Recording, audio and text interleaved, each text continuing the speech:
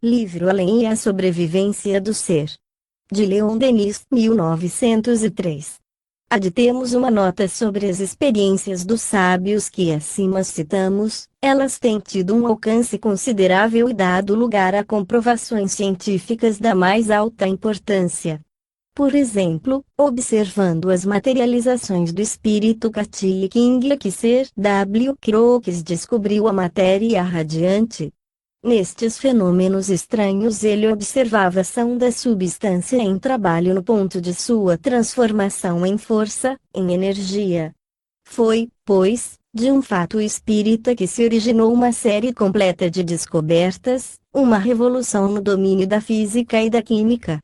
O grande físico inglês achou meio de tornar visível, no aparelho que veio a chamar-se ampola de Crookes, essa matéria radiante, difusa, imponderável, que enche o espaço e nos escapa aos sentidos.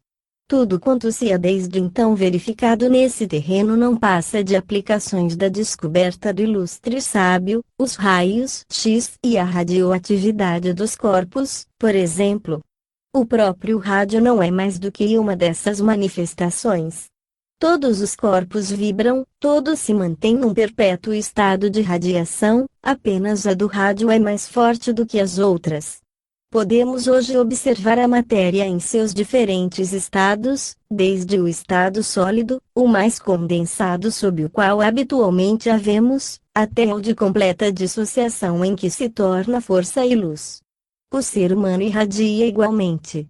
Existe nele um foco de energia, donde constantemente emana eflúvios magnéticos e forças que se ativam, que se estendem sob a influência da vontade, chegando a poderem impressionar placas fotográficas. Por semelhante radiação já o nosso ser penetra no mundo invisível. Todas essas noções as experiências científicas confirmam. A verificação destes modos de energia, a existência destas formas sutis da matéria fornecem ao mesmo tempo a explicação dos fenômenos espíritas. É aí que os espíritos aurem as forças de que se servem nas suas manifestações físicas, é desses elementos imponderáveis que se constituem seus envoltórios, seus organismos. Nós mesmos, os humanos, possuímos já nesta vida um corpo sutil, invisível veículo da alma, do qual o corpo físico é a imagem, e que em certos casos se pode concretizar e cair sob a ação dos sentidos. Já tem sido possível reproduzir-se em chapas fotográficas esse duplo fluídico do homem, centro de forças e de radiações. O Coronel de Rochas e o Dr. Barlemont obtiveram, no ateliê de Nadar, a fotografia simultânea do corpo de um médium e do seu duplo, momentaneamente separados. 4.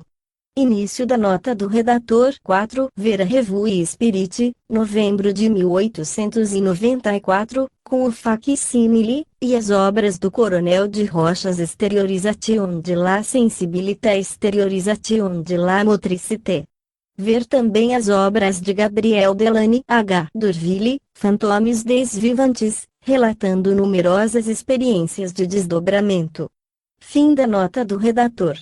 Pela existência do corpo fluídico, pelo seu desprendimento durante o sono natural ou provocado é que se explicam as aparições de fantasmas dos vivos e, por extensão, as dos espíritos dos mortos. Em muitos casos já se pudera observar que o duplo fluídico de pessoas vivas se destacava, em certas condições, do corpo material, para se mostrar e manifestar à distância. Tais fenômenos são conhecidos pela designação de fatos telepáticos. Desde então, ficou evidente que, se durante a vida, a forma fluídica tem a possibilidade de agir fora e sem o concurso do corpo, a morte não pode ser o termo de sua atividade. Eis um caso notável de aparição de um vivo desprendido de sua forma material. Os grandes jornais de Londres, o Daily News de 17 de maio de 1905, o Evening News, o Daily Express, o Empire de 14 de maio, referiram-se à aparição, em plena sessão do Parlamento, na Câmara dos Comuns, do fantasma de um deputado, o Major Sir Carney Hatch, que se achava preso em casa por uma indisposição. 3 outros deputados atestam a realidade desta manifestação. Assim se exprime a respeito Sir Gilbert Parker, membro daquela Câmara, no jornal Umpire de 14 de maio de 1905, do qual os Anais das Ciências Psíquicas de junho do mesmo ano reproduziram a narração. Era meu desejo tomar parte no debate, mas esqueceram-se de chamar-me. Dirigindo-me para minha cadeira, meus olhos deram com Sir Carne Race, sentado perto do lugar que habitualmente ocupava. Sabendo eu que ele estivera doente, fiz-lhe um gesto amistoso, dizendo-lhe: desejo que esteja melhor, mas não obtive nenhum sinal de resposta, o que me espantou. Achei-o muito pálido. Estava sentado, tranquilo, apoiado em uma das mãos, a expressão da fisionomia era impassível e dura. Detive-me um instante refletindo sobre o que convinha fazer. Quando me voltei de novo para Sir Carne, ele desaparecera. Pus-me incontinenti à sua procura, contando encontrá-lo no vestíbulo. Lá não se achava, ninguém o vira. E o jornal acrescenta: o próprio Sir Carne não duvida de que tenha realmente aparecido na Câmara, sob a forma do duplo, preocupado como estava com a ideia de comparecer à sessão para dar o seu voto ao governo. Temos ainda o testemunho de 2 outros deputados ingleses. No Daily News de 17 de maio de 1905, Sir Arthur Ayter reforça com o seu depoimento de Sir Gilbert Parker. Disse Ayter que não só viu Sir Carne Race como também chamou a atenção de Sir Campbell Bannerman para a presença daquele deputado. Pelo que toca às aparições de defuntos, já relatamos em outras obras. 5. As experiências de Sir William Crookes com o espírito Cathy King, as de Aksakoff com o de Abdullah e outros. Início da nota do redator. 5. Ver Cristianismo e Espiritismo e no Invisível. Fim da nota do redator. Relatemos aqui um caso mais recente, que o professor Lombroso, de Turim, conhecido do mundo inteiro pelos seus trabalhos de fisiologia criminalista, refere em seu livro póstumo, Recherche sui Phenomeni Hypnotici e Spiritici. Foi em Genova, no ano de 1902. A médium Eusápia se achava em estado de semi-inconsciência e eu não esperava obter fenômeno sério. Antes da sessão pedira-lhe que deslocasse, em plena luz, um pesado tinteiro de vidro. Ela me respondeu na sua maneira vulgar: por que te ocupas com estas ninharias? Sou capaz de fazer muito mais, de dar-te a ver tua mãe. Aí está no que devias pensar. Impressionado com esta promessa, depois de 1 hora de sessão, apoderou-se de mim o mais intenso desejo de a ver executada e a mesa respondeu por 3 pancadas ao meu pensamento. Vi de repente, estávamos na meia obscuridade de uma luz vermelha, sair do gabinete uma forma de talhe muito pequeno, exatamente como de minha mãe. Cumpre-se note que a estatura de Eusápia é pelo menos 10 centímetros mais alta que a de minha mãe. O fantasma trazia um véu, deu volta completa à mesa até chegar a mim, murmurando palavras que muitos ouviram, mas que a minha meia surdez não me permitiu escutar. Enquanto, fora de mim, tal a emoção em que me achava, eu lhe suplicava que mais repetisse, ela me disse: Cesare, filho meu. Reconheço que isso não era de seus hábitos. Efetivamente, nascida em Veneza, tinha ela o costume veneziano de me tratar assim, meu fiel. Pouco depois, a pedido meu, afastou por instantes o véu e me deu um beijo. Na página 93 da obra citada acima se pode ler que a mãe do autor lhe reapareceu ainda umas 20 vezes no correr das sessões de Eusápia. A objeção favorita dos incrédulos, no tocante a este gênero de fenômenos, é que eles se produzem na obscuridade, tão favorável aos embustes. Há um tanto de verdade nessa objeção e nós mesmos não temos hesitado em assinalar fraudes escandalosas, mas importa-se note que a obscuridade é indispensável às aparições luminosas, as mais frequentes de todas. A luz exerce uma ação dissolvente sobre os fluidos e grande número de manifestações só na sua ausência se podem dar. Casos, entretanto, há em que certos espíritos puderam aparecer sob os reflexos da luz fosforada. Outros se desmaterializam em plena luz. Sob os raios de 3 bicos de gás, viu-se Katy King fundir-se pouco a pouco, dissolver-se e desaparecer. 6. Início da nota do redator. 6. Ver o Psiquismo Experimental, por Ernie, página 145. Fim da nota do redator. A esses testemunhos corre-nos o dever de juntar o nosso, relatando um fato que nos toca pessoalmente. Durante 10 anos nos consagramos a esta ordem de estudos com o auxílio de um médico de Tours, o Dr. Aguzoli, e de um capitão arquivista do 9º Corpo. Por intermédio de um deles, mergulhado em sono magnético, os invisíveis nos prometiam, havia muito, um caso de materialização. Uma noite, reunidos no gabinete de consulta do nosso amigo, fechadas cuidadosamente as portas, e a luz do dia penetrando ainda bastante pela bandeira da janela para nos ser possível distinguir perfeitamente os menores objetos, ouvimos 3 pancadas ressoarem em certo ponto da parede. Era o sinal convencionado. Dirigimos os olhares para aquele lado e vimos surgir da dita parede, onde nenhuma solução de continuidade havia, uma forma humana de talhe mediano. Aparecia de perfil, a espádua e a cabeça se mostraram primeiro, depois, gradualmente, todo o corpo se mostrou. A parte superior se desenhava bem, apresentando nítidos e precisos os contornos. A parte inferior, mais vaporosa, tinha o aspecto de uma massa confusa. A aparição não caminhava, deslizava. Tendo atravessado lentamente a sala, a 2 passos de nós, foi enterrar-se e desaparecer na parede oposta, num ponto em que não havia saída alguma. Pudemos contemplá-la durante cerca de 3 minutos e nossas impressões, confrontadas logo após, se revelaram idênticas. O coronel francês L.G., hoje general, perdera a filha mais velha, de 20 anos de idade, a quem consagrava terna afeição, por isso que a mocinha, muito séria, renunciava de boa vontade às diversões em companhia de suas amigas para compartilhar dos trabalhos de seu pai, escritor distinto. Sua morte súbita, fulminante, mergulhou em sombrio desespero o coronel, que me procurou para saber por que meio se poderia comunicar com a morta querida. Mas todas as suas tentativas por intermédio da mesa e da escrita só deram resultados menos que satisfatórios.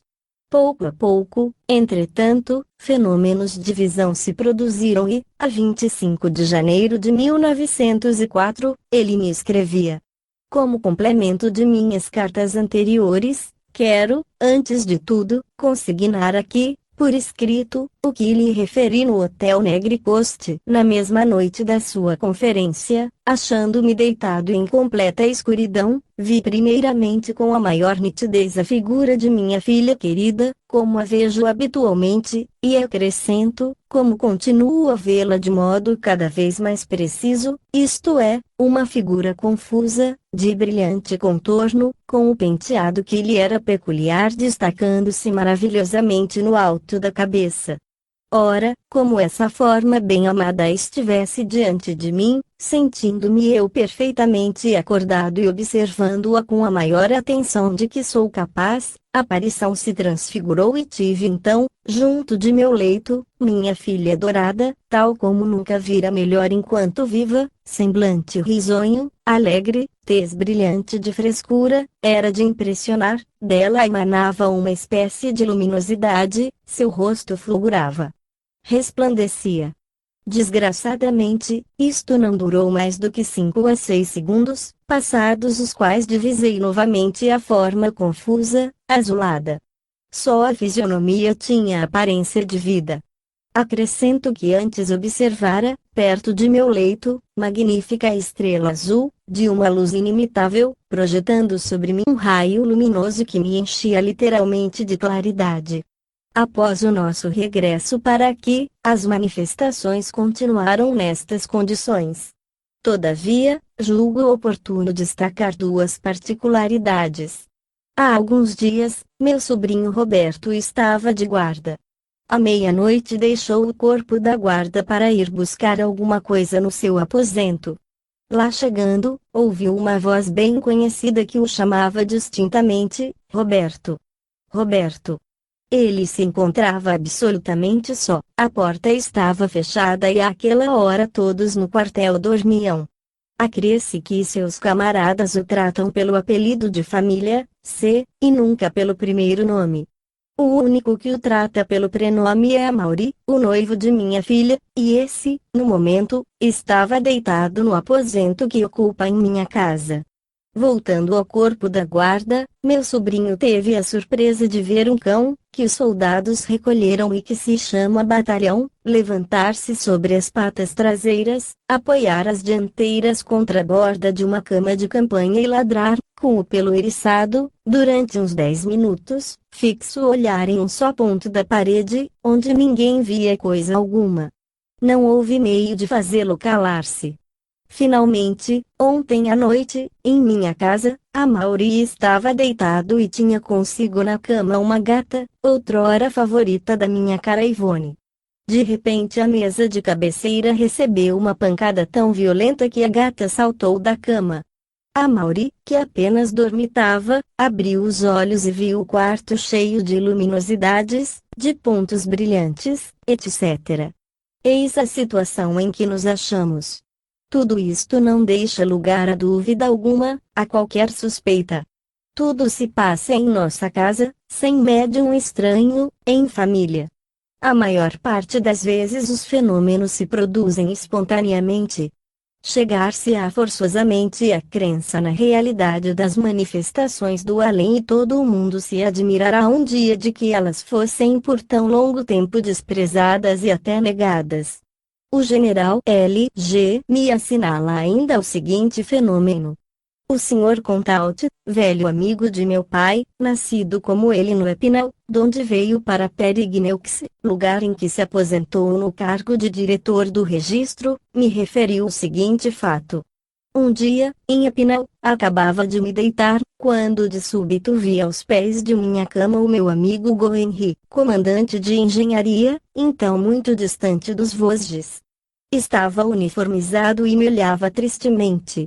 Tal foi a minha surpresa que exclamei, como, Goenri, tu aqui. Nesse momento ele desapareceu. Fiquei impressionadíssimo. Fui ter com minha mulher e lhe narrei o que acabava de passar-se, acrescentando, aposto que Goenri morreu. No dia seguinte recebi um telegrama comunicando-me a sua morte, que ocorrera exatamente à mesma hora da aparição. Ora, o Sr. Contaut é um espírito muito positivo, ignorava toda esta espécie de fenômenos e só me confiou o fato porque eu lhe estivera relatando outros da mesma natureza, passados comigo. Ele me declarou, jamais me fora possível compreender esse incidente. Que de vezes pensei nele sem conseguir achar-lhe explicação. Citemos ainda um caso mais antigo, porém dos mais sugestivos também, em razão dos testemunhos oficiais que o comprovam.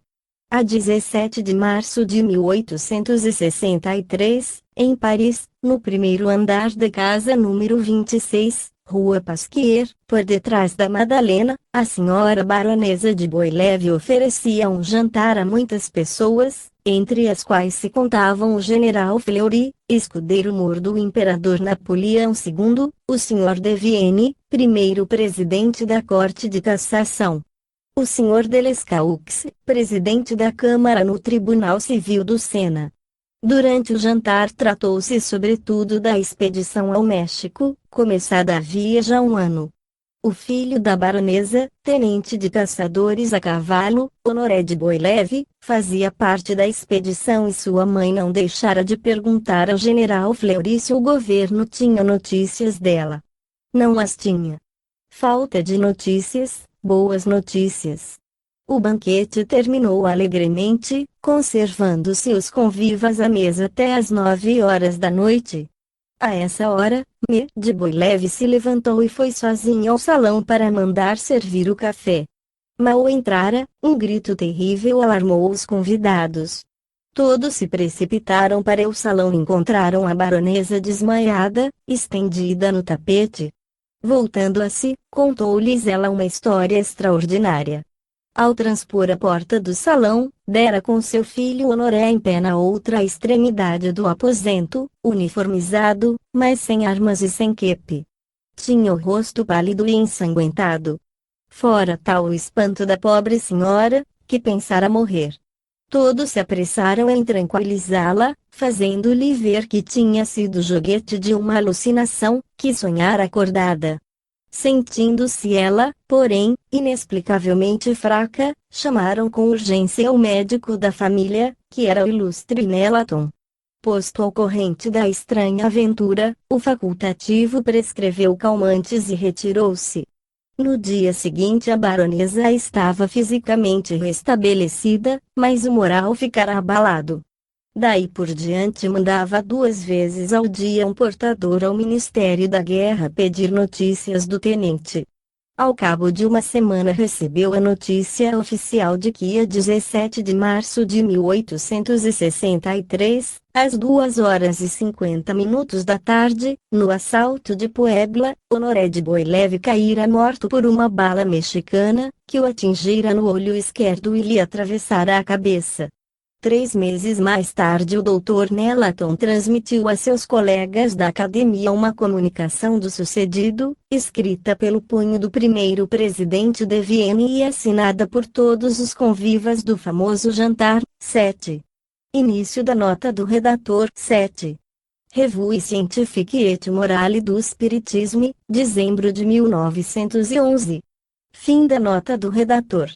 Em seu número de 24 de dezembro de 1905, L. E. Clair publicou uma importante declaração do Sr. Montorgueil, redator desse jornal, que então se decidira a falar das experiências de que participara em 1896 ou 1897, em casa do engenheiro Macnobe, Rua Lepic. Foi necessária a afirmação corajosa do professor Charles Richet sobre a realidade do fantasma da vivenda Carmen para que ele saísse do silêncio em que se mantivera durante 18 anos.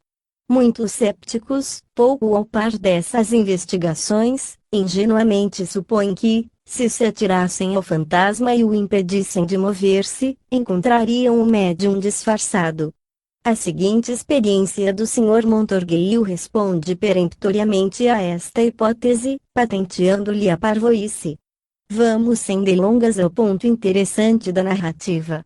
Uma noite recebi uma pancada no ombro, uma pancada algum tanto brusca. Passado um instante, notei que me roçava os joelhos uma saia. Segurei-a, mas escapou-me dos dedos. O fantasma tirou-se de novo a mim. Senti de repente que me esfregava o rosto com um pano. Acreditei ser um gracejo, agarrei, furioso, a mão que me correra pela face. A cólera, junto a um certo medo, me decuplicava as forças. Pedi em gritos que acendessem as luzes, o que logo foi feito pelo engenheiro. Achava-me então de pé e com um dos braços apertava de encontro ao corpo um outro braço, cujo pulso segurava com a mão, que a raiva havia transformado em tenaz. Reinava absoluto silêncio, meus ouvidos não percebiam nenhum ruído de respiração, nem minhas feices lhe sentiam o calor característico. Somente meus pés sapateavam. A mão do fantasma tentava, no entanto, fugir da minha. Dava-me a sensação de se estar fundindo entre os meus dedos. A luz brilhara de novo, a luta não durara mais de 10 segundos. Contra mim ninguém, todos estavam nos seus lugares e denotavam mais curiosidade do que ansiedade. É fora de dúvida que se tivesse agarrado por aquela maneira uma pessoa, eu a houvera derrubado, ou, numa luta corpo a corpo, como a em que me vira empenhado, ela só conseguiria tirar-me ao chão, depois que nossas mãos se houvessem separado.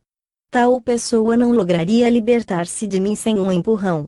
Meu adversário desaparecera. Teria eu sido joguete de uma alucinação? Existia prova do contrário, ficara-me na mão, arrancado da do fantasma, o pano com que me esfregara o rosto. Era o fichu de uma moça que o escultor trouxera em sua companhia. Devo salientar que no momento em que a luz se acendeu de novo e que a mão se desvaneceu, o músico, o médium, caiu de costas sobre o sofá, soltando um grito, e ficou prostrado, como que aniquilado por muitos minutos. Posteriormente refleti muitas vezes sobre esse fato. Procurei verificar se não fôramos todos, eu e meus companheiros, mistificados. Nada apurei que confirmasse esta suposição. Um argumento aos meus olhos sobreleva a todos os outros, um ser a quem eu tivesse preso pelo pulso e subjugado com o braço teria podido escapar-se sem barulho, sem queda, sem colisão. Desafio a quem quer que seja que o consiga. É de notar-se o contra-choque experimentado pelo médium. Em outras circunstâncias o fato poderia ser-lhe de terríveis consequências. Me desesperam-se, por efeito de uma aventura da mesma natureza, ficou gravemente enferma durante muitos anos, daí toda a conveniência em não trabalhar senão com pessoas cuja lealdade se conheça, incapazes de, por estúpidas e inúteis agressões, ferir os médiuns. As materializações e aparições de espíritos, já ouvimos, se opõem dificuldades que, forçosamente, lhes limitam o número. O mesmo não se dá com certos fenômenos de ordem física e de natureza muito variada, os quais se propagam e se multiplicam cada vez mais em torno de nós. Vamos examinar sucintamente esses fatos na sua ordem progressiva, do ponto de vista do interesse que apresentam e da certeza que deles resulta no tocante à vida livre do espírito. Em primeira linha vem o fenômeno, tão vulgarizado hoje, das casas assombradas. São habitações frequentadas por espíritos de ordem inferior, que se entregam a manifestações ruidosas. Pancadas, sons de toda a espécie, desde os mais fracos até os mais fortes, abalam os assoalhos, os móveis, as paredes, até mesmo o ar. A louça é tirada do lugar e quebrada, pedras são jogadas de fora para dentro de aposentos. Os jornais frequentemente trazem a descrição de fenômenos deste gênero. Mal cessam em um ponto se reproduzem noutros, quer na França, quer no estrangeiro, despertando atenção pública. Em alguns lugares hão durado meses inteiros, sem que os mais hábeis policiais tenham logrado descobrir uma causa humana para as manifestações. Damos aqui o testemunho de Lombroso a esse respeito. Escreveu ele na leitura. Os casos de habitações mal assombradas observados na ausência de médiuns, habitações em que, durante anos, se produzem aparições ou ruídos, que coincidem com a narração de mortes trágicas, militam em favor da ação dos mortos. Trata-se muitas vezes de casas desabitadas onde tais fenômenos se dão não raro no curso de muitas gerações e até por séculos. 8. Início da nota do redator. 8. Ver Análise de Ciências Psíquicas, fevereiro de 1908. Fim da nota do redator. O Dr. Maxwell, advogado-geral na Corte de Apelação de Bordeaux, descobriu sentenças de diversos parlamentos, no século XVIII, rescindindo contratos de aluguel por causa de assombramentos. 9. Início da nota do redator. 9. J. Maxwell, Fenômenos Psíquicos, Pag. 260. Fim da nota do redator. O jornal des Debates, em seu número de agosto de 1912, relata o seguinte: o Sr. J. Deuterlander possui em Chicago, 3375, South da Clay Avenue, uma casa de aluguel. A comissão encarregada de lançar o imposto predial entendeu dever taxar esse importante imóvel tomando por base um aluguel de $12.000. O Sr. Deuterlander protestou. Longe de lhe dar lucros, a casa só lhe dava aborrecimentos. Encontrava as maiores dificuldades para alugá-la em consequência de ser visitada por almas do outro mundo. Uma senhora ainda jovem lá morrera em condições misteriosas, provavelmente assassinada, e desde então os outros locatários são constantemente despertados por gemidos e gritos. cansados de suportar esse incômodo, entraram a abandonar o prédio uns após outros. Tal a razão por que o Sr. Deuterlander pedia uma diminuição da taxa. A comissão, depois de examinar o caso, deferiu-lhe o pedido, decidindo reduzir de 12 mil para 8 mil dólares a base para a taxação do imóvel. E assim ficou também oficialmente reconhecida a existência dos fantasmas. Lembremos ainda os 2 casos de assombramento verificados em Florença e em Nápoles e que inseri na minha obra No Invisível, capítulo 16. Os tribunais, depois de ouvirem numerosas testemunhas, proferiram sentenças nas quais reconhecem a realidade dos fatos e concluem pela rescisão de contratos de arrendamento. Todos esses fenômenos devemos-los a entidades de ínfima ordem, pois os espíritos elevados não são os únicos que se manifestam. Aos espíritos, de qualquer ordem que sejam, agrada entrar em relação com os homens, desde que encontrem meios. Daí a necessidade de distinguir-se nas manifestações do além o que vem do alto do que vem de baixo, o que emana dos espíritos de luz do que é produzido por espíritos atrasados. Há almas de todos os caracteres e de todos os graus de elevação. Em derredor de nós há mesmo número muito maior das de condição inferior do que das de condição elevada. Aquelas são as produtoras dos fenômenos físicos, das manifestações bulhentas, de tudo, quanto é vulgar, manifestações úteis, entretanto, pois que nos trazem o conhecimento de todo um mundo esquecido. Em minhas obras já citadas, trato longamente dos casos de escrita mediúnica e de escrita direta. As mensagens obtidas por esses processos denotam grande variedade de estilo e são de valor sensivelmente desigual. Muitas só encerram banalidades, outras, porém, são notáveis pela beleza da forma e elevação do pensamento. Inseriremos aqui, como exemplo, algumas recentes inéditas. O publicista inglês W. H. Stead, morto na catástrofe do Titanic, deu a comunicação seguinte, em 21 de maio de 1912, a me. Hervey, num grupo parisiense. Caros amigos, uma sombra feliz vem até vós.